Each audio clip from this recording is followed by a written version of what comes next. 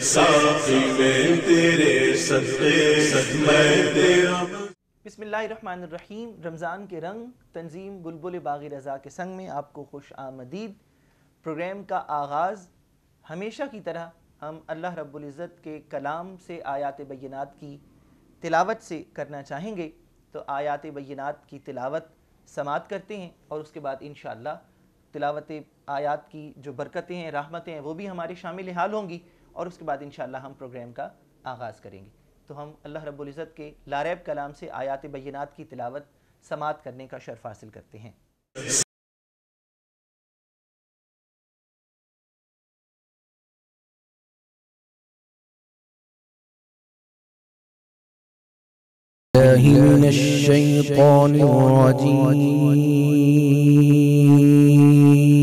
बिस्मिल्लाहिर्रहमानिर्रहीम। या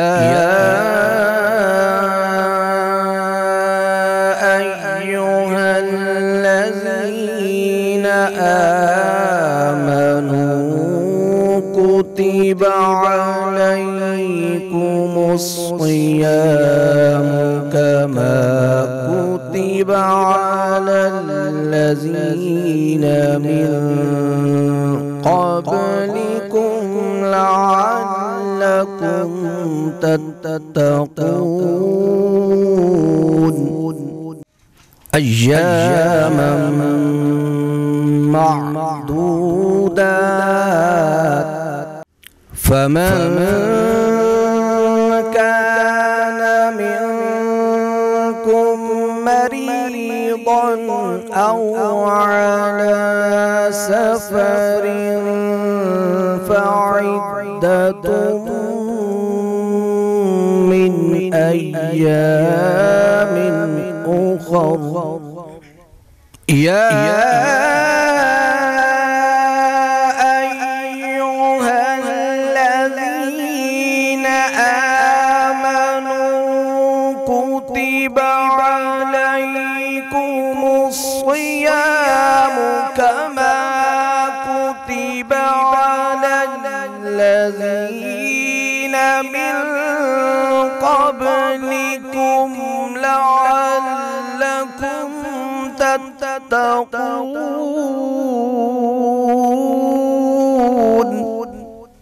अय्यामन मअदूदात फमन कान मिनकुम मरीदन औ अला सफरिन फ़इद्दतुम मिन अय्यामिन उख़र। वअला الذين يطيقونه فدية طعام مسكين فمن تطوع خيرا فهو خير له وأن تصوموا خير لكم إن كنتم تعلمون.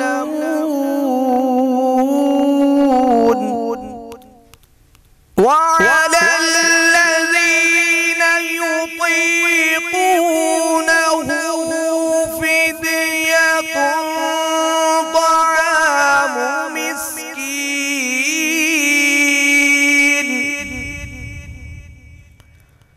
فمن تطوع خيرا فهو خير له وأن تصوموا خير لكم إن كنتم تعلمون. صدق الله العظيم. साक़ी में तेरे सदक़े मैं तेरा मज़ा आया।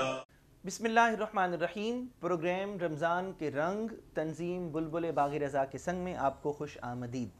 اللہ پاک کا فضل و کرم، اس کا لطف و احسان کہ اس نے اس سال پھر ہمیں یہ سعادت دی کہ ہم رمضان المبارک کی یہ ٹرانسمیشن اس کا آغاز کریں اور اس کے پروگرام آپ تک پہنچائیں.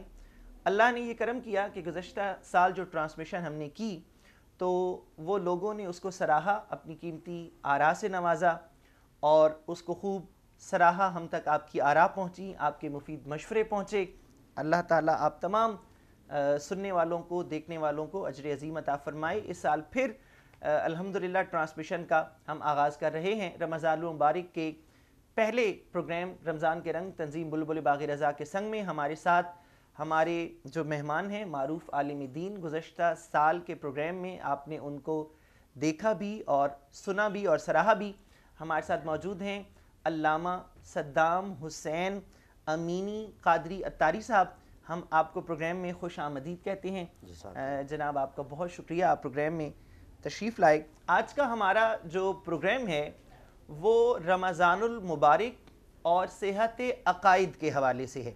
اس کی وجہ یہ ہے کہ قرآن پاک میں جہاں اللہ رب العزت نے ذکر کیا رمضان المبارک کا، تو وہاں رب کائنات نے روزہ رکھنے کا جہاں حکم دیا تو یا ایھا الذین آمنو کہہ کر مخاطب کیا.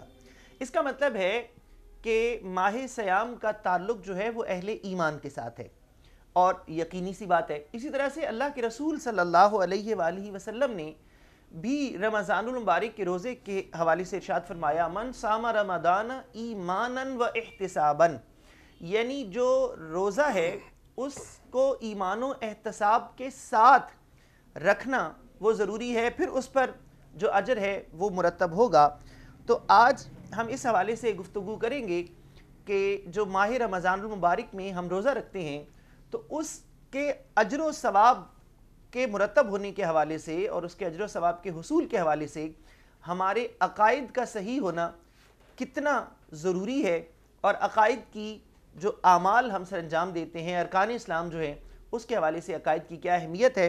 ہم مفتی صاحب کی طرف جاتے ہیں اور ان سے یہ سوال کرتے ہیں کہ روزے اور ایمان کا جو باہمی تعلق ہے اس کے حوالے سے ارشاد فرمائیے گا کہ روزہ اور ایمان باہم لازم و ملزوم ہیں اور اس کے حوالے سے کیا تعلیمات قرآن و حدیث میں ہمیں ملتی ہیں. نحمدہ ونصلی ونسلم علی رسولہ الکریم وعلی آلہ واصحابہ اجمعین. اما بعد فاعوذ باللہ من الشیطان الرجیم. بسم اللہ الرحمن الرحیم. والعصر ان الانسان لفی خسر الا الذین آمنوا وعملوا الصالحات. صدق اللہ العظیم. الصلاة والسلام علیک یا سیدی یا رسول اللہ وعلی آلک واصحابک وازواجک وذریاتک وبناتک وامتک یا شفیع المذنبین. صلی اللہ تعالی علیہ وعلی آلہ وصحبہ اجمعین وبارک وسلم. سب سے پہلے ہمارے محترم بھائی محمد سہیل صاحب، آپ کا بہت بہت شکریہ. جزاک آپ نے اللہ. یاد فرمایا. جزاک اللہ. اللہ تعالیٰ آپ کی اس کاوش کو اپنی بارگاہ میں اپنے پیارے حبیب صلی اللہ علیہ وسلم کی بارگاہ اقدس میں مقبول و منظور فرمائے، اور اس پر اللہ تعالیٰ آپ کو اپنی رحمت کے شایان شان اجر عظیم عطا فرمائے. جزاک اللہ. رمضان شریف کا روزہ ہو یا نفلی روزے ہوں یا سنت روزے ہوں یا دیگر ارکان اسلام ہو، بلکہ جمیع عبادات کی مقبولیت کے لیے ایمان اور عقیدے کی صحت شرط ہے. بہت خوب. اگر ایمان میں کوئی کمزوری ہے، ایسے عقائد بندہ رکھتا ہے یا ایسے اعمال کرتا ہے جس کی وجہ سے اس کا ایمان برباد ہو جائے، تو اس کی جتنی بھی عبادتیں ہیں وہ ساری کی ساری رد ہوتی ہیں. قرآن حکیم میں اللہ تعالیٰ ارشاد فرماتا ہے یا ایھا الذین آمنوا لا ترفعوا اصواتکم فوق صوت النبی ولا تجہروا لہ بالقول کجہر بعضکم لبعض ان تحبط اعمالکم وانتم لا تشعرون. تو بتایا کہ اے ایمان والو میرے محبوب صلی اللہ علیہ وسلم سے جب تم نے گفتگو کرنی ہے، حضور علیہ السلام سے باہم گفتگو کرتے ہوئے تمہاری آواز ان سے اونچی نہ ہو. اللہ اگر ہو گئی تو کیا ہوگا؟ ان تحبط اعمالکم وانتم لا تشعرون، تمہارے اعمال برباد ہو جائیں گے. تو پتہ چلا اعمال کی قبولیت کے لیے ادب شرط ہے، ٹھیک ہے نا، اور اسی طرح ایمان بھی شرط ہے. اور جتنی بھی عبادات ہیں، وہ حج ہے، وہ روزہ ہے، وہ نماز ہے، وہ زکوٰۃ ہے، اگر بندے کے ہاتھ اور اس کا دامن ایمان سے خالی ہے، اس کی جملہ عبادات رد ہو جائیں گی، اس کی کوئی بھی عبادت قبول نہیں ہوگی. قرآن حکیم کا آپ مطالعہ کرتے جائیں، اللہ کریم نے جہاں اعمال اور ایمان کو اکٹھے ذکر کیا ہے تو قرآن کریم کے 99 مقامات آپ کو ایسے ملیں گے جہاں پر اللہ نے ایمان کو مقدم کیا ہے، اعمال صالحہ کو بعد میں رکھا ہے. اللہ اکبر. والعصر ان الانسان لفی خسر الا الذین آمنوا وعملوا الصالحات. آمنوا پہلے ہے، وعملوا الصالحات بعد میں ہے. ان الذین آمنوا وعملوا الصالحات سیجعل لهم الرحمن ودا. اللہ اکبر. یہاں پر بھی اللہ تعالیٰ نے ایمان کو پہلے رکھا ہے اور اعمال صالحہ کو بعد میں رکھا ہے، اس لیے کہ اگر ایمان میں کوئی کمزوری ہے تو جتنے بھی اعمال ہیں وہ سب کے سب برباد ہیں. سورہ فتح میں ارشاد فرمایا انا ارسلناک شاہدا ومبشرا ونذیرا لتؤمنوا باللہ ورسولہ وتعزروہ وتوقروہ وتسبحوہ بکرۃ واصیلا. پہلے ایمانیات کو ذکر کیا ہے. اللہ نے حضور کو یہ عظمتیں دی، یہ شانیں دی، کیوں؟ تاکہ آپ کی عظمتیں دیکھ کر لوگ اللہ کو معبود مان لیں. لتؤمنوا باللہ ورسولہ، آپ کی عظمتیں دیکھ کر لوگ اللہ پر اور اللہ کے رسول پر ایمان لے آئیں. اس کے بعد کیا کرنا ہے؟ وَتُعَزِّرُوهُ وَتُوَقِّرُوهُ. ایمان کے بعد سب سے پہلا کام حضور کی تعظیم و توقیر کرنا ہے اور اس میں مبالغہ کرنا ہے. مبالغہ کے ساتھ یعنی کہ پورا ٹل لگا کے نبی کریم علیہ السلام کی تعظیم اور توقیر کرنی ہے. وَتُسَبِّحُوهُ بُكْرَةً وَأَصِيلًا. سبحان اللہ. یہ آخری درجے پر جا کر اللہ نے عبادات ذکر کی ہیں. اس کا مطلب ہے اللہ کو عبادات بعد میں مطلوب ہیں، ایمانیات پہلے مطلوب ہیں. اللہ اکبر. اس لیے اللہ نے ایمانیات اور سرکار کی بارگاہ کے ادب و آداب کو پہلے بیان کیا ہے. کسی شخص کے عقائد میں، نظریات میں اگر کوئی ایسی بات پائی جاتی ہے فکری لحاظ سے جس میں نبی کریم علیہ السلام کی، صحابہ کرام کی، اہل بیت اطہار کی کسی کی بھی بے ادبی اور توہین کا شائبہ بھی پایا جاتا ہے، اس کے سارے اعمال برباد ہوں گے. اس پر ایک اور مقام سے قرآن حکیم کی میں آیت کوٹ کر دیتا ہوں. ابو جہل کا، ابو لہب کا اور دیگر کافروں کا معمول یہ تھا کہ جب حج کا موسم آتا اور حاجی حج کے لیے آتے تو یہ لوگ ان حاجیوں کے لیے پانی کی سبیل لگاتے، ان کے لیے کھانے کا انتظام کرتے، اہتمام کرتے، اور یہ لوگ اللہ کے گھر خانہ کعبہ کی صفائی ستھرائی اور دیگر انتظامی معاملات میں آگے بڑھ چل کر حصہ لیا کرتے تھے. تو اللہ کریم نے کیا ان کی یہ محنتیں، لوگوں کو، حاجیوں کو پانی پلانا، کھانا کھلانا، دعوت دینا اور بیت اللہ کی خدمت کرنا، کیا قبول کیا؟ نہیں قبول کیا. خود اللہ ارشاد فرماتا ہے اجعلتم سقایۃ الحاج وعمارۃ المسجد الحرام کمن آمن باللہ والیوم الآخر. تم لوگوں نے حاجیوں کو کھانا کھلانے اور پانی پلانے کو اور کعبہ کی خدمت کرنے کو اس کے برابر ٹھہرا لیا جو اللہ پر ایمان رکھتا ہے، اللہ کے رسول پر ایمان رکھتا ہے. یعنی کہ یہ بندے کے پاس ایمان نہ ہو اور بندہ خدمت کرتا پھرے، ایمان نہ ہو کعبے کا متولی بن جائے، ایمان نہ ہو اور دعویٰ کرتا پھرے کہ اسی کعبے دے متولی ہیں جی، ساڈا کنٹرول ہے تھے. اچھا علامہ صاحب، یہاں میرے ذہن سے بات گزر نہ جائے، برسبیل تذکرہ جو ہے کہ جو دور حاضر میں اللہ پاک اجر عظیم عطا فرمائے، کسی بھی مسجد کا متولی ہونا اور منتظم ہونا بڑے اجر و ثواب کی بات ہے، لیکن ایک پیغام عالم دین ہونے کے حوالے سے کہ جو مساجد کے متولی حضرات ہیں تو کہیں ان کے ذہنوں میں ہو کہ مسجد کا متولی ہونا ہی جو ہے وہ سب کچھ ہے، تو ان کو اس آیت مبارکہ کو یقیناً ذہن میں رکھنا چاہیے کہ آپ کعبہ کے بھی متولی ہوں اور عقیدہ ٹھیک نہ ہو بالکل تو بخشش اور نجات نہیں ہے. یہ دیکھ اللہ نے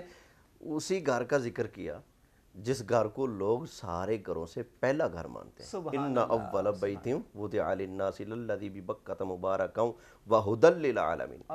جو رحمتوں کا مرکز ہے، جو تمام عالمین جہان والوں کی توجہ کا مرکز ہے، اس رب کے پہلے گھر کا بھی کوئی متولی ہے؟ ایمان نہیں تو سب کچھ رائے جائے گا. اس کا مطلب ہے صحت عقائد شرط ہے اعمال کی قبولیت کے لیے. ایک اور مقام سے میں قرآن حکیم کی آیت پیش کر دیتا ہوں.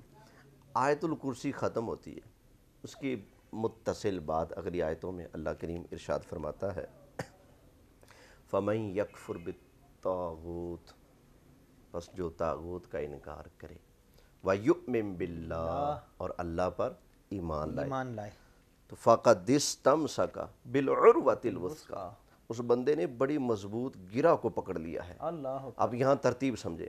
پہلے ہے طاغوت کا انکار، پہلے لا الہ ہے، پھر الا اللہ ہے. ہاں جی بالکل، وہی کلمہ شریف میں وہی قرآن کا پیغام ہے.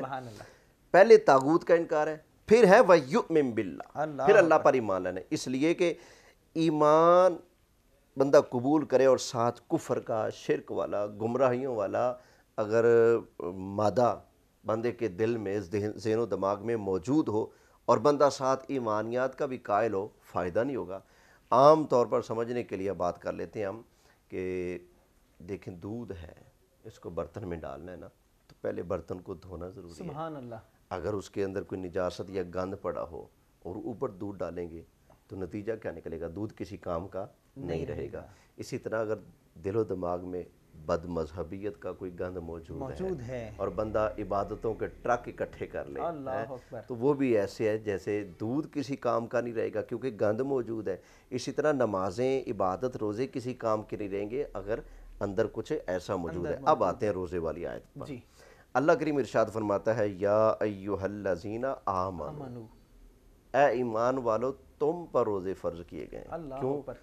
اللہ کو پتہ ہے کہ بے ایمان روزے رکھے گا تو فائدہ ملنا ہی نہیں، اس لیے روزیاں دے نیڑے بعد چڑھنا، پہلے اپنے عقیدے اور ایمان کا قبلہ سیدھا کرنا. پہلے اس کا قبلہ اللہ نے پہلے اس کا ذکر کیا. بلکہ علامہ صاحب وہ جہاں اللہ پاک نے نیکی کا تعارف فرمایا تو وہاں بھی یہی فرمایا کہ وَلَٰكِنَّ الْبِرَّ مَنْ آمَنَ بِاللَّهِ، کہ اصل نیکی تو یہ ہے کہ اللہ پر ایمان لایا جائے. تو یہ بڑی خوبصورت بات ہمیں پتہ چلی کہ عقیدہ جو ہے وہ اس کو یوں سمجھ لیں کہ عقیدہ بیج ہے اور عمل جو ہے وہ اس سے اگنے والا پودا ہے. عقیدہ یوں سمجھ لیں کہ کسی عمارت کی بنیاد ہے اور پھر اس پر پوری عمارت قائم ہوگی. تو اگر عقیدہ درست نہیں ہوگا توحید کا، رسالت کا، اور جو ضروریات دین ہیں اور جو عقائد ہمیں جن پر عمل پیرا ہونا، جن کے بارے میں ہمارا رویہ، نظریہ درست ہونا ضروری ہے، تو جب تک وہ درست نہیں ہوگا ہمارے اعمال بھی اللہ کی بارگاہ میں قبول نہیں ہوں گے. اس لیے اس ماہ مبارک میں ہمیں یہ کوشش کرنی چاہیے کہ ہم اپنے عقائد کے حوالے سے بھی علماء سے یہ بات جانیں اور سمجھنے کی کوشش کریں تاکہ ہم اپنے عقائد کی اصلاح کریں اور پھر اللہ رب العزت کی بارگاہ میں ہمارے اعمال قبول ہوں. یہاں پر وقت ہوا ہے ایک بریک کا. بریک کے بعد دوبارہ حاضر ہوتے ہیں اور اپنے اس پروگرام کو انشاءاللہ آگے بڑھاتے ہیں.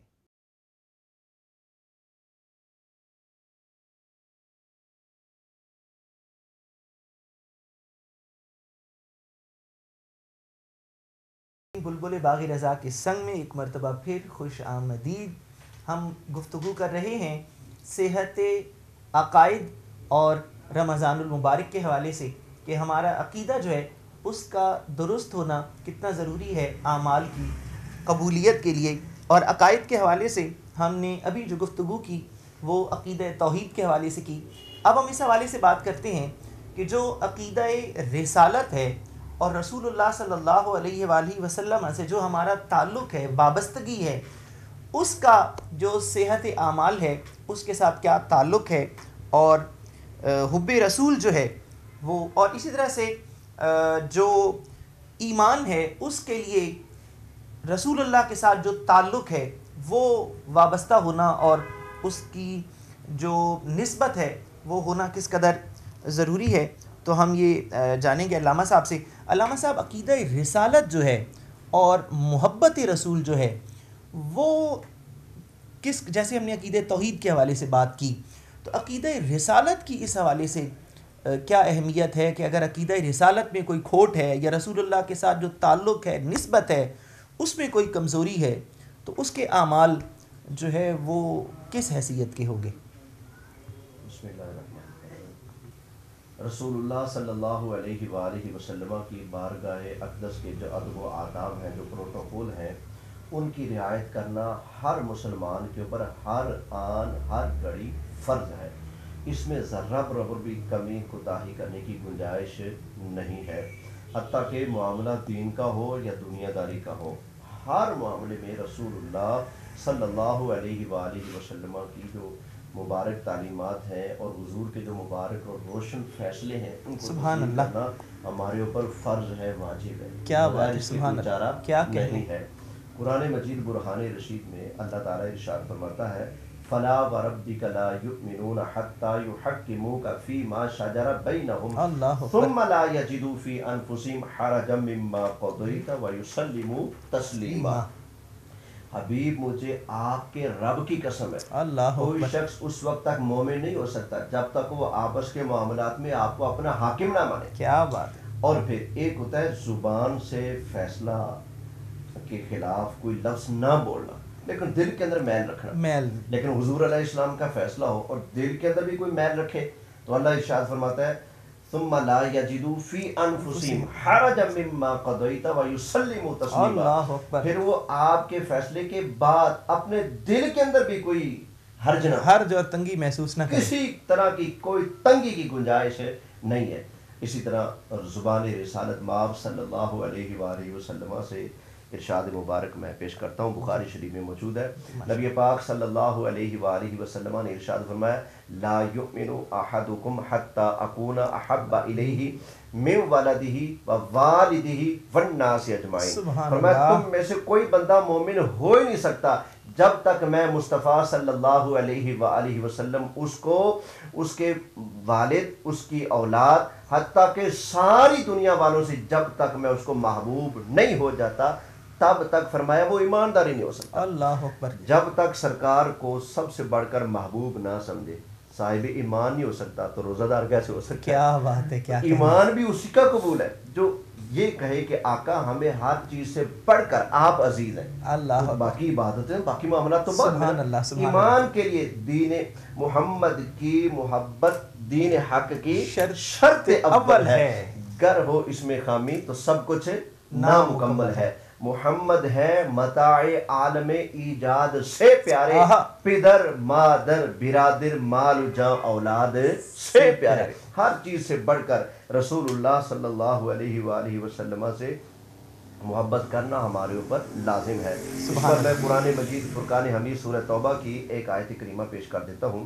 اللہ کریم ارشاد فرماتا ہے کل اے محبوب صلی اللہ علیہ وسلم آپ اپنی زبان نبوت سے ارشاد فرما دیجئے ان کانا آباؤکم و ابناؤکم، اے لوگو اگر تمہارے باپ و ابناؤکم اور تمہارے بچے و اخوانکم اور تمہارے بھائی و ازواجکم اور تمہاری بیویاں و عشیرتکم اور تمہارے قبیلے والے و اموال اقترفتموہا و تجارت تخشون کسادہا اور تمہارا کمایا ہوا مال اور تمہارا وہ مال تجارت جس کا ضائع ہونے کا تمہیں خدشہ ہے، اندیشہ ہے، وَمَسَاكِنُ تَرْضَوْنَهَا اور تمہارے پسندیدہ مکانات۔ فرمایا یہ 8 چیزیں اللہ نے گنوائی ہیں۔ 8 چیزیں گنوانے کے بعد ارشاد فرمایا اگر ان میں سے کوئی ایک چیز بھی احب الیکم من اللہ ورسولہ وجہاد فی سبیلہ، اگر ان میں سے کوئی چیز تمہیں اللہ سے، رسول اللہ سے اور اللہ کی بارگاہ میں جہاد کرنے سے زیادہ محبوب ہوئی تو فَتَرَبَّصُوا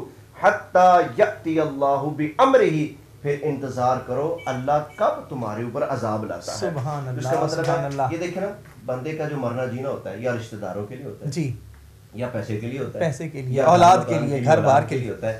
اللہ نے یہ ساری دنیا داری کا خلاصہ 8 چیزوں میں بیان کر دیا ہے۔ اور پھر مال بھی کون سا ایسا غیر معمولی بات، وہ مال جس پر تم جان چھڑکتے ہو، کیا بات ہے، وہ مکانات جو تمہیں بے حد محبوب ہے، تجارت تخشون اور جس کے تمہیں نقصان کا جس کا اندیشہ، اور رشتہ داروں میں بھی باپ بیٹے، کیونکہ کزن شزن یہ سارے بعد میں آتے ہیں۔ اللہ تعالیٰ نے ان قریبی ترین رشتوں کو بیان کرنے کے بعد فرمایا ہے خبردار اگر یہ چیزیں اللہ رسول اور جہاد سے زیادہ محبوب ہوئی تو اللہ کے عذاب کا انتظار کرو. کیا کہنے. تو اس سے اچھا مطلب علامہ صاحب اس کو یوں بھی سمجھ سکتے ہیں کہ اس میں سے یہ جو 8 نعمتیں اللہ پاک نے بیان کی اس میں سے کچھ نعمتیں ہیں جو وہبی ہیں، جیسے اولاد اللہ پاک، ویسے تو ہر چیز اللہ پاک ہی عطا فرماتا ہے، لیکن اولاد، والدین، عزیز و اقارب، رشتہ دار، یہ وہبی نعمتیں. اور کچھ نعمتیں وہ جو اس نے خود کمائیں، کسبی ہیں، مال کمایا، گھر کمایا. تو رب کائنات یہ فرما رہا ہے کہ وہبی اور کسبی جتنی نعمتیں میں نے تمہیں عطا کی ہیں وہ اس نعمت عظمیٰ سے بڑھ کر تمہیں نہیں ہونی چاہیے. کہ نعمت عظمیٰ رسول اللہ سے بڑھ کر اگر تم نے کچھ سمجھا تو بس پھر تم اللہ کے فیصلے کا انتظار کرو.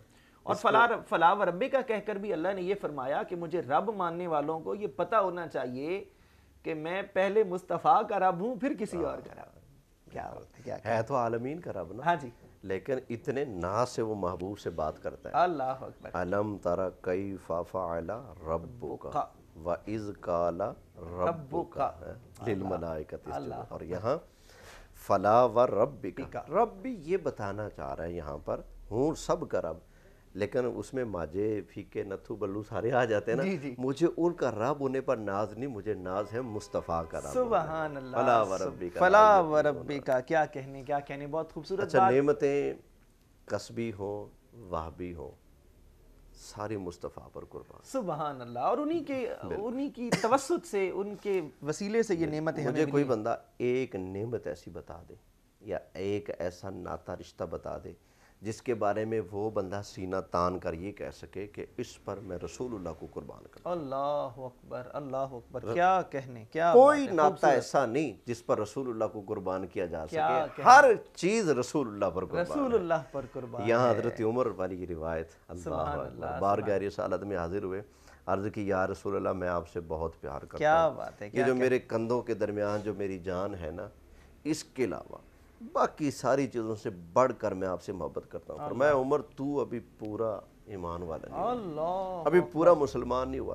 عرض کی آقا میں اپنی جان سے بھی بڑھ کر آپ سے محبت کرتا ہوں. سرکار نے فرمایا آن. فرمایا عمر ہاں اب تم پورے مومن ہو. کیا بات ہے. کیا کہنے. سبحان. سر ہے وہ سر اور دل ہے وہ دل جو تیری یاد سے معمور رہا، سر ہے وہ سر جو تیرے قدموں پہ قربان گیا. جی کیا کہنے. عقیدہ رسالت اور رسالت مآب سے جو وابستگی ہے اور گہرا تعلق ہے وہ کس قدر ضروری ہے، جو صحت اعمال ہے اور اعمال کی قبولیت کے لیے کہ ہم نے جانا. پروگرام میں اس وقت ہوا ہے ایک بریک کا. ہمارے ساتھ رہیے گا، بریک کے بعد حاضر ہوتے ہیں انشاءاللہ.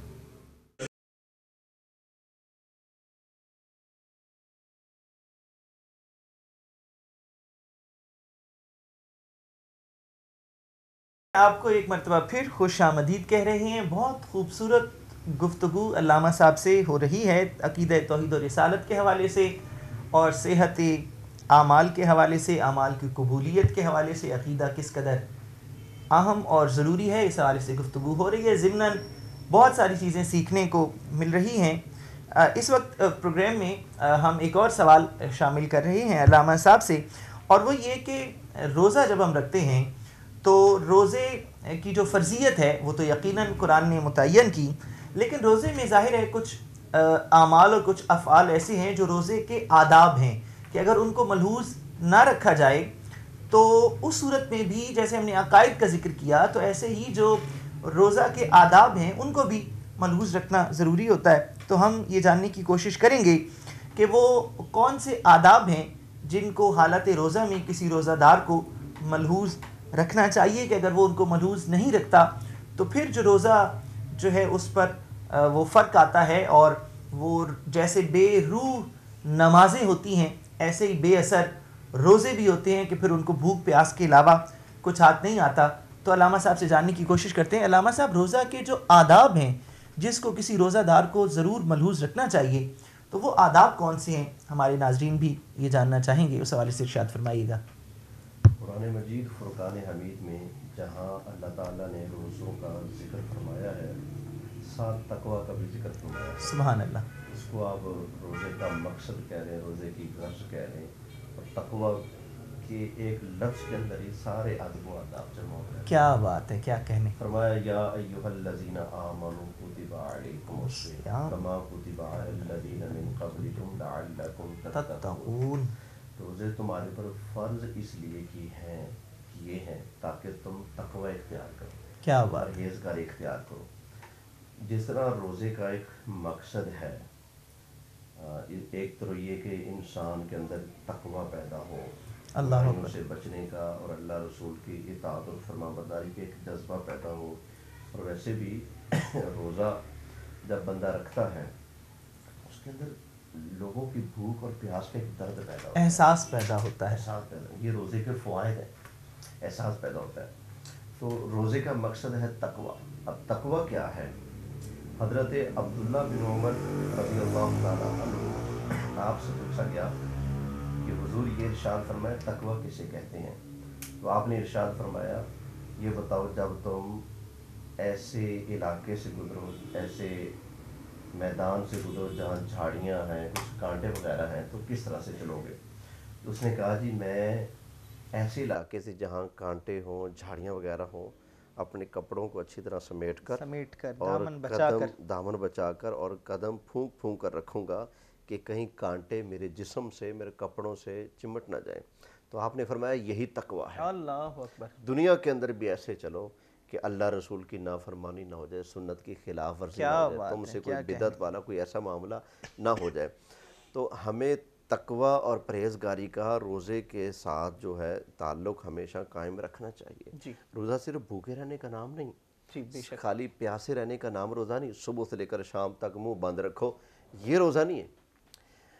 یہ اگرچہ روزے کا ایک رکن ہے، لیکن اصل یہ ہے کہ آپ صبح سے لے کر شام تک جہاں کھانے پینے سے بچیں، وہاں روزے کے دیگر لوازمات جو روزے کی خوبصورتی ہے، روزے کا حسن ہے، روزے کو چار چاند لگاتے ہیں اور روزے کو قبولیت کے درجے تک لے جاتے ہیں، وہ تقوی اور پرہیزگاری کے ان کاموں کا لحاظ کرنا ضروری ہے. مثلا میں نے ویسے بھی اپنی آنکھ کو گناہ کے کاموں سے بچانا ہے، لیکن روزے میں تو زیادہ اہتمام کرنا چاہیے، کیونکہ روزہ کہتے ہیں رکنے کو. اس کا لغوی معنی رکنا ہے، رک جانا ہے. تو رکنا کس کام سے؟ ہر اس کام سے رکنا ہے جسے اللہ نے روکا ہے. اللہ کے پیارے محبوب صلی اللہ علیہ وآلہ وسلم نے روکا ہے، ان ساری چیزوں سے رکنا ہے. بد نظری سے، کسی کو بری نظر سے دیکھنا، بد نکاحی کرنے سے اللہ رسول نے منع فرمایا، تو اس سے بھی رکنا ہے. کان کا صحیح استعمال کرتے ہوئے صرف خیر کی باتیں سنیں، اچھی چیزیں سنیں. کسی کا گلہ، کسی کا شکوہ، کسی کی غیبت، کسی کے بارے میں کوئی بھی ایسا ویسا لفظ جملہ بولنے اور سننے سے بچنا ہے. اسی طرح زبان کو بھی کنٹرول میں رکھنا ہے. اور دیگر جو آداب ہیں روزے کے، بندہ کسی کے اوپر ظلم نہ کرے، برائی کی طرف چل کر نہ جائے، برائی کے لیے ہاتھ نہ اٹھائے، ہاتھ اٹھے تو خیر کے لیے، قدم اٹھے تو خیر کے لیے. تو یہ روزے کے سارے لوازمات ہیں روزہ کے. اللہ تعالی ہمیں ان کی رعایت کرنے کی توفیق عطا فرمائے. حدیث شریف میں ہے آقا دو جہاں صلی اللہ علیہ وآلہ وسلم نے ارشاد فرمایا میرے صحابہ، روزہ رکھنا صبح، اور جب تک میں نہ کہوں تم میں سے کوئی افطار نہ کرے. اللہ اکبر. اچھا میں تو پابندی نہیں لگا سکتا، جب تک میرا آرڈر نہ ہے آپ نے افطار نہیں کرنا. کیوں؟ میں اتنے جوگا ہوں ہی نہیں. ٹھیک ہے نا. یہ وہی کر سکتا ہے، رسالت مآب صلی اللہ علیہ وسلم، یہ وہی کر سکتا ہے جس کو اللہ نے صاحب اختیار بنایا. کیا بات. تو نبی کریم علیہ السلام نے فرمایا جب میں کہوں پھر ہی تم نے روزہ افطار کرنا ہے. مغرب کا وقت ہوا تو صحابہ کرام علیہم رضوان باری باری آتے گئے، اجازت مانگتے گئے. آقا علیہ السلام ان کو اجازت عطا فرماتے گئے. اس کے بعد صحابہ اجازت لے کر روزہ افطار کر رہے تھے. وہیں ایک صحابی آقا علیہ السلام کی خدمت میں حاضر ہوئے، عرض کہ یا رسول اللہ صلی اللہ علیہ وسلم، میری بیٹیوں نے روزہ رکھا تھا تو وہ بھی افطار کی اجازت چاہتی ہیں، اجازت عطا فرمائیے. تو نبی کریم صلی اللہ علیہ وآلہ وسلم نے ارشاد فرمایا کہ نہیں، ان کا کوئی روزہ نہیں. آقا کیا وجہ ہے؟ ان کا روزہ کیوں نہیں؟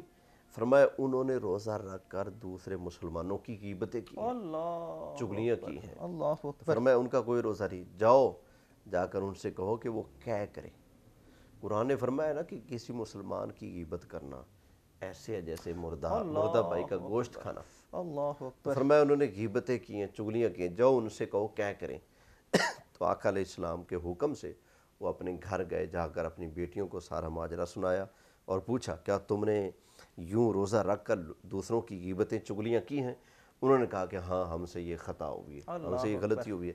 اچھا وہ روزہ رکھ کر اپنے گھر میں چغلیاں یا غیبتیں جو بھی کرے تو اپنے گھر میں کر رہی تھی، آقا علیہ السلام اپنے دار دولت پر تھے۔ کیا بات، اب سرکار کو پتہ کیسے لگا کیا بات، کہ فلاں نے روزہ رکھا اور روزہ رکھ کر اس نے یہ کام کیا اختیارات ہے؟ مصطفیٰ بھی معلوم ہوئے، نگاہ مصطفیٰ بھی نگاہ مصطفیٰ، علم غیب مصطفیٰ سبحان صلی اللہ علیہ وآلہ وسلم بھی ماننا پڑے گا۔ تو انہوں نے قے کی، تو جب قے کی تو اندر گوشت کے ٹکڑے موجود تھے۔ اللہ تو آپ اندازہ کریں دور رسالت مآب صلی اللہ علیہ وآلہ وسلم کے لوگ بھی اگر روزہ رکھ کر اس غیبت اور چغلی کے گناہ میں مبتلا ہو جائے تو ان کا روزہ قبول نہیں ہوتا۔ تو آج تو 1400 سال کے فاصلے پر لوگ بیٹھے ہیں، ان کا روزہ کیسے قبول ہوگا اگر وہ روزہ رکھ کر بھی مسلمانوں کی غیبتیں اور چغلیاں کرتے رہیں؟ تو اللہ تعالی ہمیں اس سے بچنے کی توفیق عطا فرمائے۔ کیا بات ہے، کیا کہنے کہ روزہ تو رکھ لیا لیکن یہ ہے کہ اس کے جو آداب ہیں ان کو ملحوظ رکھنا۔ اچھا علامہ صاحب، اس کو یوں بھی کہا جا سکتا ہے کہ جو حرام جو چیزیں تھیں اور جو احکام تھے وہ تو چاہے وہ کوئی روزے سے ہے اور چاہے نہیں ہے، وہ ان کی پابندی تو اس نے کرنی ہی ہے۔ یہ یوں سمجھیں کہ اپنے رب سے غایت درجہ محبت کا اظہار ہے کہ وہ اپنے رب سے یہ کہہ رہا ہے کہ جو آپ نے میرے اوپر چیزیں حرام کی وہ تو حرام ہیں، میں اس کا پابند ہوں، لیکن اے میرے رب مجھے آپ سے اتنی محبت ہے کہ میں آپ کی محبت میں حلال چیزیں بھی چھوڑ سکتا ہوں، کہ کھانا اس کے لیے حلال تھا، پینا اس کے لیے حلال تھا۔ اسی طرح سے جو شادی شدہ حضرات ہیں، جو عمل زوجیت ہے وہ ان کے لیے حلال تھا، لیکن حالت روزہ میں ان کو کھانے سے، پینے سے، حقوق زوجیت سے روک دیا گیا۔ تو گویا یہ اظہار ہو رہا ہے کہ حرام تو کجا، اللہ کی محبت میں تو اگر وہ حلال سے روک دے تو ہم اس کے لیے بھی تیار ہیں۔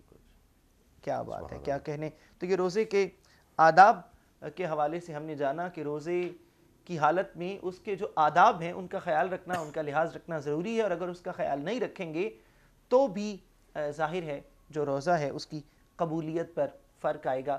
اور ہمیں یہ چاہیے اور ہمیں یہ کوشش کرنی چاہیے کہ ہم جب روزہ رکھیں تو اس کا جو مقصد ہے تقویٰ، پرہیزگاری، جیسے علامہ صاحب نے بیان کیا، اس کو ملحوظ رکھیں، اس کا خیال رکھیں، اور روزے کے آداب کا بھی خیال رکھیں۔ اللہ تعالیٰ مجھے اور آپ کو روزے کے آداب کا خیال رکھنے والا بنائے۔ پروگرام میں اس وقت ہوا ایک بریک کا، بریک کے بعد دوبارہ حاضر ہوتے ہیں، ہمارے ساتھ رہیے گا۔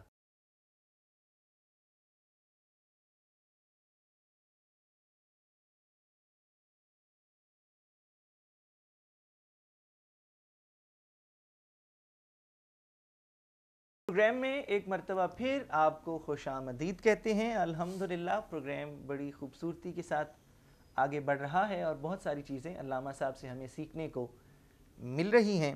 اس وقت پروگرام میں ہمارا جو یہ سیگمنٹ ہے وہ سوال و جواب کا سیگمنٹ ہے۔ آپ اپنی محبتوں کا اظہار کرتے ہیں، سوالات ہم سے پوچھتے ہیں، ہم وہ سوالات پروگرام میں شامل بھی کرتے ہیں۔ آپ کو کوئی سوال اگر آئندہ پروگرامز کے حوالے سے بھی جاننا ہو، پوچھنا ہو، تو آپ تنظیم بلبل باغ رضا کے جو منتظمین ہیں ان سے رابطہ کر سکتے ہیں، اور فیس بک پر، یوٹیوب پر جہاں پروگرام یہ نشر ہوتا ہے وہاں پر بھی آپ کمنٹ سیکشن میں اپنے سوالات جو ہے وہ کر سکتے ہیں۔ ہم انشاءاللہ اللہ نے چاہا جو ہمارے لیے ممکن ہوا تو ہم ضرور ان کو اپنے پروگرام کا حصہ بنائیں گے۔ اگر آپ کے ذہنوں میں کوئی ایسے عنوانات ہوں جو آپ چاہتے ہوں کہ جن عنوانات پر ہم بات کریں تو اس کے لیے بھی ہم یقیناً حاضر خدمت ہیں، ہم اس پر بھی بات کرنے کی کوشش کریں گے۔ اور اس سے پہلے کہ جو سوالات ہیں وہ ہم علامہ صاحب سے پیش کریں، میرا اپنا ایک ذاتی سوال ہے وہ میں علامہ صاحب سے کروں گا، اور وہ اسی بات کے دوران میرے ذہن میں آیا۔ علامہ صاحب، یہ ابھی میں نے ذکر کیا کہ اگر آپ کے ذہن میں کوئی عنوانات ہوں تو آپ ذکر کریں، یہ اس لیے میں نے اس کا ذکر کیا کہ عام طور پر کچھ ہمارے دوست احباب جو ہیں وہ یہ شکوہ کرتے ہوئے نظر آتے ہیں کہ ہمیں تو بتایا ہی کسی نے نہیں، یعنی وہ کوئی بات شیئر کریں گے، کوئی واقعہ، کوئی حدیث، کوئی آیت، اور اوپر وہ کیپشن یہ لگائیں گے جی کہ ہمیں تو آج تک کسی نے بتایا ہی نہیں۔ اب مسئلہ یہ ہے کہ ہم تو بتا رہے ہیں، موجود ہیں، اور علماء کرام ظاہر ہے 1400 سال سے بتا رہے ہیں، کتابیں لکھی ہیں، مدارس بنائے ہیں، تو یہ جو یہ شکوہ ہے یہ اس کے پیچھے آپ کو کیا چیز نظر آتی ہے کہ یہ کیا شکوہ ہے کہ جی سانو تے دسے ہی کسی نے نہیں؟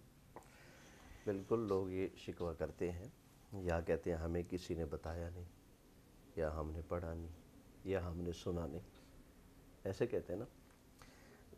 یہ لوگ بڑی آسانی سے بات کہہ دیتے ہیں، گویا یوں کہہ رہے ہوتے ہیں کہ ہم تو مجسمہ علم و عمل بیٹھے ہوئے ہیں، آپ کوئی کچھ نیا لے کر آ گئے ہیں، ہم نے تو اگلی پچھلی ساری کتابیں پڑھ ماری ہیں، ہمیں تو یہ مسئلہ نظر نہیں آیا جو آپ بیان کر رہے ہیں. حالانکہ یہ لوگ پتہ کہ وہ ہوتے ہیں جن کو نہ کبھی کسی درس قرآن میں بیٹھنے کی سعادت ملی، اللہ اکبر، نہ کسی محفل کی وہ رونق بنتے ہیں، جمعہ میں بھی وہ سب سے اینڈ میں آتے ہیں. ٹھیک ہے جی، یہ ان کی کیفیات ہوتی ہیں. اور جب ان کے سامنے دین کا کوئی مسئلہ جو ان کے اپنے مزاج شریف اور طبیعت اور ذوق سے میچ نہ کرتا، پھر کہتے ہیں جی اسی تک سنے ہی نہیں، ہمیں کسی نے بتایا ہی نہیں. اچھا جب ہم بالکل نارمل باتیں کریں، اصلاح کی باتیں کریں، عمل کی باتیں کریں، پھر کہتے ہیں یہ مولوی سچیاں گلاں دس دینی. جب ہم سچی بات کریں پھر کہتے ہیں جی یہ تفرقہ بازی کر رہے ہیں، یہ شدت پسند ہے، یہ سخت باتیں کرتے ہیں. یہ لوگ نا کسی حال میں راضی نہیں ہوتے، راضی نہیں ہے. مجھے نا میری مسجد کے نمازی بعض مشورہ دیتے ہیں مجھے، قاری صاحب آج کل یہ بہت ہو رہا ہے، اس پر آپ گفتگو کرتے ہی نہیں. اور میں نے کہا اللہ کے بندے میں نے بارہا اس پر گفتگو کی ہے، ہم نے تو کبھی نہیں سنی. میں نے کہا جمعہ میں کب آتے ہیں؟ کہتے ہیں بس وہ مصروفیات ہوتی ہیں، جب خطبہ شروع ہوتے ہیں ہم اس وقت نکلتے ہیں. میں نے کہا ٹھیک ہو گیا. میں نے کہا صبح و روزانہ الحمدللہ میں درس قرآن دیتا ہوں، فجر کے فوراً نماز کے فوراً بعد. اس میں آپ ہوتے ہیں؟ نہیں، ہم نے اپنے کاروبار کا آغاز کرنا ہوتا ہے اس لیے ہم جلدی سے دعا مانگ کر چلے جاتے ہیں. اچھا ٹھیک ہے. اس کے علاوہ جو ہم محفلیں کرتے ہیں ماہانہ، اس میں آپ تشریف لاتے ہیں؟ اور نہیں، دیگر معاملہ کام کاج کے تھکے رات کو جلدی سونا ہوتا ہے، ہم اس میں بھی نہیں آتے.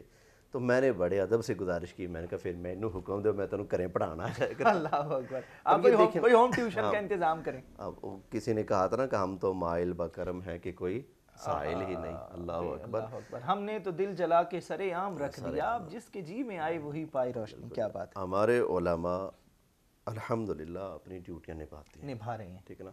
اور اس مہنگائی کے دور میں اتنی کم اور سستی ترین تنخواہ کے اوپر اپنی ڈیوٹیاں بہترین طریقے سے نبھاتے ہیں. ٹھیک ہے نا. ان کے بچوں کو پڑھاتے ہیں، مسجد کی ڈیوٹیاں، مدارس چلانے کی، پڑھانے کی ساری ڈیوٹیاں، کتابیں لکھنے تاکہ سارا کچھ وہ کر رہے ہیں. ٹھیک ہے نا. لیکن ہماری جو عوام ہے ان کی اپنی ترجیحات بدل چکی ہیں، ان کی اپنی سوچیں بدل چکی ہیں. کچھ چیزیں ایسی ہمارے معاشرے میں آ چکی ہیں کہ انہوں نے لوگوں کی توجہ کو اپنی طرف کھینچ لیا ہے. اللہ اکبر. اب لوگوں کے پاس پہلے کچھ ٹائم اگر بچہ کچھ ہوتا نا تو کیا کرتے تھے، کوئی کتاب اٹھا لیتے، کتاب اٹھا لی، اور نہیں تو جس کا قرآن ہوتی اس کا شغف نہیں تھا وہ کوئی نہ کوئی کہانی پڑھتا. یعنی پڑھتے تھے لوگ، دلچسپی رکھتے تھے. کوئی ناول پڑھ رہا ہے، کوئی اخبار پڑھ رہا ہے، کوئی کچھ پڑھ رہا ہے. اور جو صاحب ذوق جن کو اللہ توفیق دیتا وہ قرآن پڑھتے، حدیث پڑھتے، سیرت پڑھتے. میں ایک جملہ کئی مرتبہ کہہ رہا ہوں، پرانے بابوں کے ساتھ جو جن کی ایج 60-70 سال کبھی کبھی بیٹھنے کا موقع ملتا ہے نا، جو پڑھے لکھے ہوں، ان کے پاس اتنا نالج ہوتا ہے اس وقت. حالانکہ وہ فاضل درس نامی نہیں ہوتے، وہ حافظ بھی نہیں ہوتے، لیکن ان کے پاس علم اتنا ہوتا ہے کہ آج کل کے ہمارے کئی خطباء ان کے سامنے لاجواب ہو جائیں، اس لیے کہ انہوں نے اپنے وقت میں پڑھا بہت ہے، ٹائم دیا کتابوں کو، سیکھا ہے، علماء کو وقت دیا. بالکل. اس وقت ان کے دور میں ایسی فضول چیزیں نہیں تھیں کہ وہ بیٹھ کر ان میں ٹائم برباد کریں. آج تو جس کے پاس 2 منٹ بھی ہو نا وہ فون اٹھا کر اس میں لگ جاتا ہے ٹائم ضائع کرنے. وہ یہ نہیں کرتا کہ میں اس میں کوئی حدیث پڑھ لوں، مطالعہ کر لوں. اللہ تعالیٰ ہمیں اور ہمارے معاشرے پر رحم فرمائے، کرم فرمائے.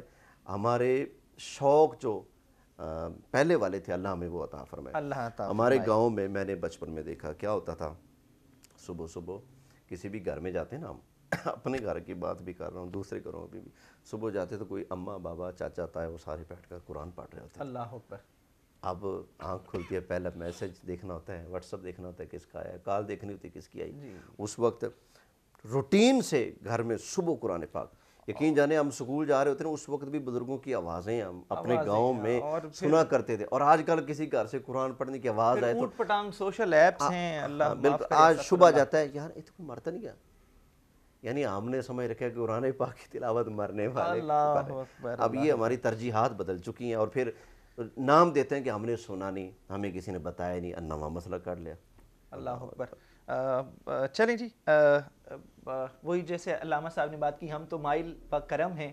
بہرحال اگر آپ کا یہ شکوہ بجا ہے، اور ہو سکتا ہے آپ کا یہ شکوہ بجا ہو، تو تنظیم بلبل باغی رضا آپ کے لیے حاضر خدمت ہے. آپ جن عنوانات پر بات کرنا چاہتے ہیں، سننا چاہتے ہیں، تو ضرور ہم سے شیئر کریں. ہم ان عنوانات پر بھی انشاءاللہ بات کریں گے. آپ اگر کے کوئی سوالات کہے کہ اسی طرح کا پروگرام آپ ہمارے بیٹھک میں آ کر جی ہمارے گھر میں آ کر کریں، گھر کو رونق بخشیں، تو بخشیں کیا تو آپ لوگ وہاں راضی؟ موجود ہوں، ہم بالکل بے شک ہم راضی ہیں. اتنی سہولت دے رہے ہیں آپ کو ماشاءاللہ سہیل بھائی. الحمدللہ. اچھا حضرت یہ فرمائیے گا کہ یہ فرض روزوں کے حوالے سے ہم بات کر رہے ہیں، تو فرض روزوں کے علاوہ جو روزے ہیں، جیسے نفلی روزے ہیں، مسنون روزے ہیں، تو اس کے بارے میں سوال آیا ہے ہمارے پاس کہ ان رمضان کے روزوں کے علاوہ جو روزے ہیں تو وہ کون کون سے ہیں، کب کب ان کو رکھا جا سکتا ہے؟ اور فرض روزے تو صرف رمضان شریف کے جی ہیں ہمارے دن میں، اس کے علاوہ کوئی دوسرا روزہ رکھنا فرض فرض نہیں ہے. ٹھیک ہے. ہاں بعض معاملات کی وجہ سے کچھ روزے ہمارے اوپر واجب ہو جاتے ہیں، واجب ہو جاتے ہیں. وہ الگ کیٹیگری میں آتے ہیں. ٹھیک ہے نا. اس کے علاوہ سنت روزے ہیں، جی نبی پاک صلی اللہ علیہ وآلہ وسلم سے جن کا رکھنا ثابت ہے، احادیث اس پر موجود ہیں. حضور سید عالم صلی اللہ علیہ وسلم ہر پیر شریف کا روزہ رکھا کرتے تھے، سبحان اللہ. پیر کا روزہ رکھا کرتے تھے، یہ سنت ہے. اللہ اکبر. اور اس کے علاوہ ایام بیعت کے، جی رمضان شریف کی مطلب کہ اسلامی مہینے کی 13، 14، اور 15 کا تاریخ روزہ رکھنا، یہ بھی سنت ہے. اس کے علاوہ 9 محرم اور 10 محرم یوم عاشورہ، ان کا روزہ رکھنا بھی سنت ہے. اچھا علامہ صاحب، اس میں 10 اور 11 بھی کیا جا سکتا ہے، یعنی مشابہت کو؟ بالکل 10 اور 11 بھی کیا جا سکتا ہے، اور 9 اور 10 بھی یعنی کہ دو رکھنے یعنی چاہیے. مشابہت نہ ہو. ہاں مشابہت. یہود آقا کے علیہ ساتھ السلام نے منع فرمایا نا، فرمایا وہ ایک رکھتے ہیں ہم 2 رکھیں گے. نحن احق بموسیٰ، ہمارا حق موسیٰ علیہ السلام پر زیادہ ہے، تم نے ایک رکھا ہم 2 رکھیں گے. کیا بات ہے. تو 2 اس لیے کہ تاکہ مشابہت نہ ہو. بالکل آپ والی بات ہے. اور وہ چونکہ خوشی مناتے تھے، تو یہ بھی ہے کہ اگر وہ ایک خوشی منا رہے ہیں تو ہم ڈبل خوشی منائیں گے. ہاں جی ہاں، یعنی آپ بہانے سے میلاد شریف پر لے جانا چاہتے ہیں. اللہ اکبر. اس خوشی میں روزہ رکھا جا سکتا، تو اس خوشی میں اس خوشی جو میلاد شریف کی خوشی ہے، جس کے صدقے ہمیں یہ سمجھ بوجھ ملی کہ موسیٰ علیہ السلام کی یہ عظمت ہے، تو اللہ کے محبوب صلی اللہ علیہ وسلم کی یہ شان و عظمت ہے. تو جس محبوب کے صدقے ہمیں دین ملا، قرآن ملا، اسلام ملا، تو ان کے آنے کی بھی خوشی ہونی چاہیے. سبحان بالکل. اور جو یعنی احادیث میں، روایات میں جن روزوں کا ذکر اس اعتبار سے نہیں ہے کہ رسول پاک صلی اللہ علیہ وآلہ وسلم وہ رکھا کرتے، تو اگر اپنے طور پر کوئی خود کسی دن روزہ رکھنا چاہتا ہے تو وہ پھر وہ نفلی روزہ ہوگا، یعنی اس کا خود دل چاہتا ہے کہ وہ روزہ رکھے. جی جی بالکل. تو وہ نفلی روزہ ہوگا. باقی نفلی روزے ہوں گے. ویسے سنت روزے بھی نفل روزوں میں آتے ہیں، لیکن یہ وہ ہوتے ہیں جو سرکار صلی اللہ علیہ وآلہ وسلم سے ان مخصوص دنوں میں ثابت ہوتے ہیں.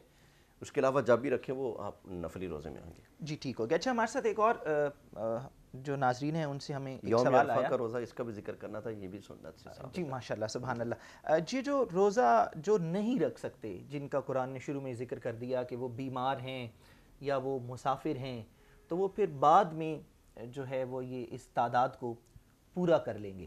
اب اس میں کچھ لوگ وہ بھی ہیں کہ جو ایسے بیمار ہیں کہ وہ بعد میں جب آئندہ آنے والے دنوں میں ان کی بیماری مزید بڑھنے کا خطرہ ہے، یا اس عمر پر ہیں کہ وہ صحت یابی کا معاملہ ایسا ہے، یا کوئی بیماری ایسی ہے کہ جس میں صحت یابی کا معاملہ جو ہے وہ دشوار ہے، تو اب وہ اس صورت میں روزہ تو نہیں رکھ سکتا. تو جب وہ روزہ نہیں رکھ سکتا تو وہ پھر اس کے لیے کیا حکم ہے؟ شیخ فانی ہو گیا یا کوئی ایسا بیمار جس کی صحت کی امید نہیں ہے، تو وہ اپنے روزوں کا فدیہ دے سکتے ہیں. وہ فدیہ بالکل آسان سا ہے، جتنا صدقہ فطر دیتے ہیں اتنی ہی مقدار ایک روزے کے حوالے سے وہ صدقہ کر دیں، ان کا روزہ ہوگا، جو اس کا فدیہ ہے وہ ادا ہو جائے گا. اللہ اکبر. اچھا حضور یہ بھی صحت مند فرمائیے ہٹے کہ کٹے لوگ بھی تو فدیہ دیتے ہیں. جی یہ ہاں جی یہ بڑا معاملہ ہے کہ اس لیے ہم نے یہ ذکر کیا کہ جو جس نے بعد میں صحت یاب ہونا ہے اور وہ روزہ رکھ سکتا ہے تو اس کا پھر فدیہ قابل قبول نہیں ہوگا.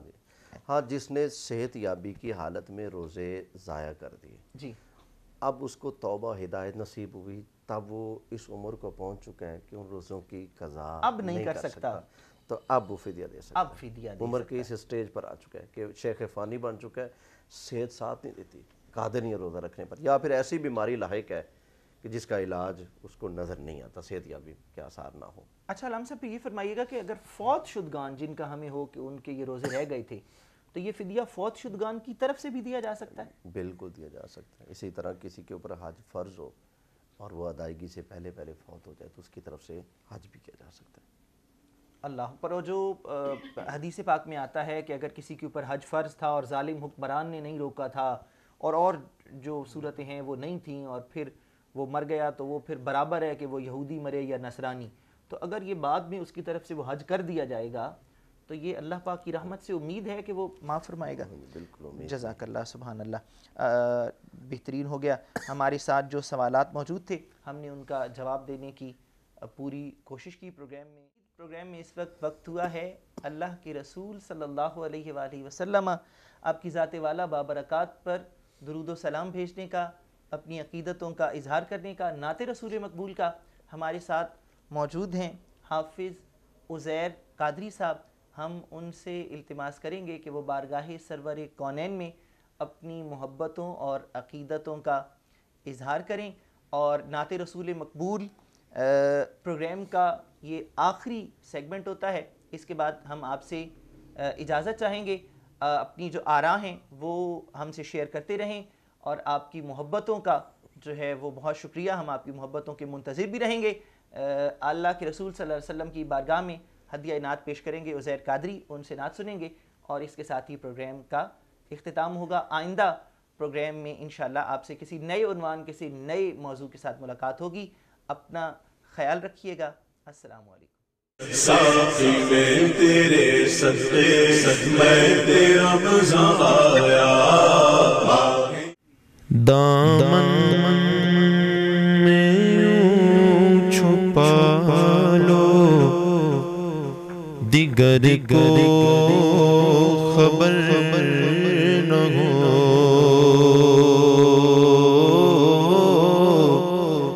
حور و ملک کو، جن و بشر کو خبر نہ ہو، اور جنت میں ایسے پہنچوں سقر کو خبر نہ ہو، پل سے اتارا راگا گزر کو خبر نہ ہو، جبریل پر بچھائے تو پر کو خبر نہ ہو، جبریل پر بچھائے تو پر کو خبر نہ ہو،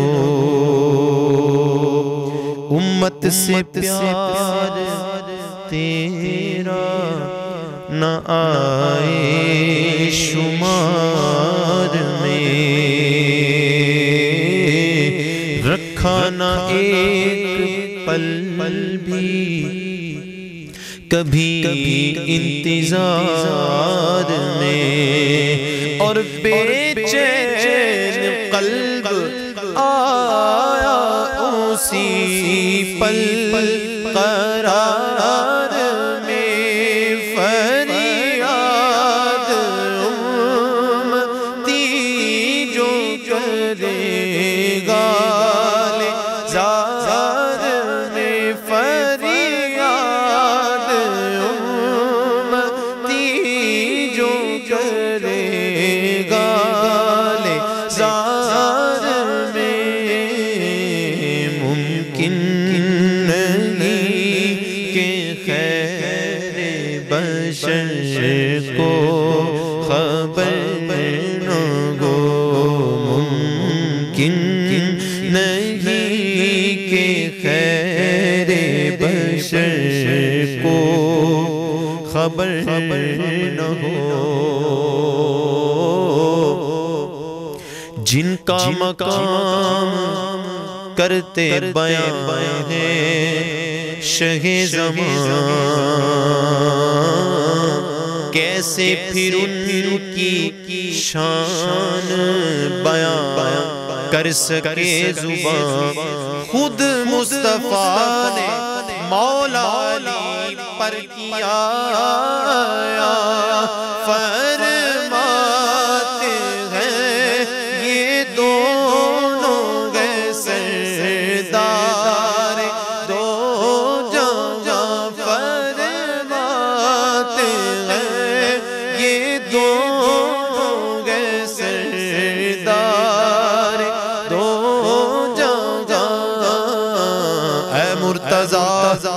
عتیق و عمر کو خبر نہ ہو، پل سے اتارو راہ گزر کو خبر نہ ہو۔ ایمان ہے کہ کوئی خدا سے بڑا نہیں، محبوب ہے خدا کے بولے لیکن خدا نہیں،